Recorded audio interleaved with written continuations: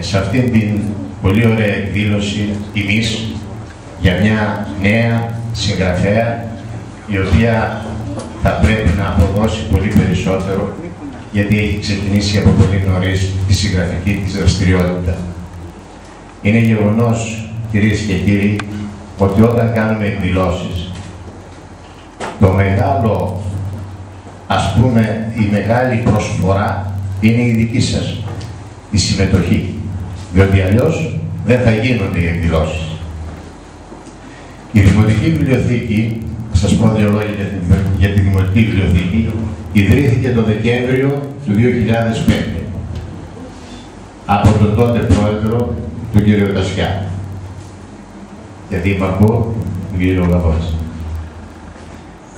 Έχει μια πολύ καλή δραστηριότητα, η οποία είναι δανεισμός βιβλίων, διευκόλυνση στην επιστημονική έρευνα μέσα από τα καινούργια πληροφοριακά συστήματα, έχει πολλές πολιτιστικές, ψυχαγωγικές και εκπαιδευτικές δραστηριότητες και περιλαμβάνει ένα τμήμα το κεντρικό της Λιτής, ένα στο Δρυμό και ένα στο Μελισσοχώρι.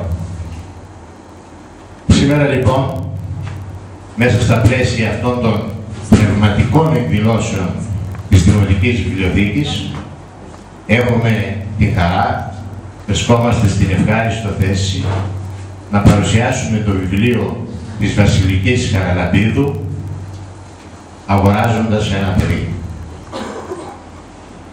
Την παρουσίαση θα κάνει η κυρία Σταυρούλα Ξουλίδου, καθηγήτρια της Βασιλικής στο Γυμνάσιο του Δήμου Μυγδονίας, και η οποία, από ό,τι ξέρουμε, είχε έναν στενό φιλικό δεσμό που είναι πάρα πολύ σπουδαίο να υπάρχει μεταξύ δασκάλου και διδασκομένου.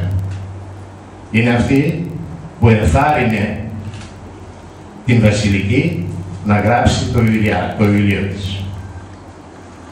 Θα απαγγείλει ορισμένα αποσπάσματα η Ματίνα Σωτηρίου.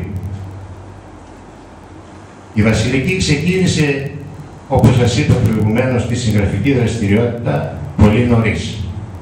Αυτό είναι πάρα πολύ σπουδαίο, διότι ένα μικρό παιδί, διότι έχω την εντύπωση ότι πριν από αρκετά χρόνια έχει ξεκινήσει, τόλμησε να γράψει βιβλίο. Είναι δύσκολο να γράφεις ακόμα και μια επιστολή, πόσο μάλλον ένα βιβλίο. Και μάλιστα αυτό το βιβλίο να το εκδώσει γνωστός οργανισμός εκδόσεων της Θεσσαλονίκης. Τώρα η Βασιλική είναι φοιτήτρια. Στη φοιτητική ζωή, η οποία είναι πάρα πολύ ωραία, εκτός από τα εφόδια που παίρνει κανείς για να μπορέσει να επιβιώσει στη ζωή του, είναι η περίοδος της φοιτητικής ζωής που δημιουργείται η πνευματική συγκρότηση. Είναι η περίοδος που απαντά ένας νέος στα προβλήματα που υπάρχουν, στους προβληματισμούς της ζωής. Η Βασιλική, είμαι σίγουρος ότι θα απαντήσει.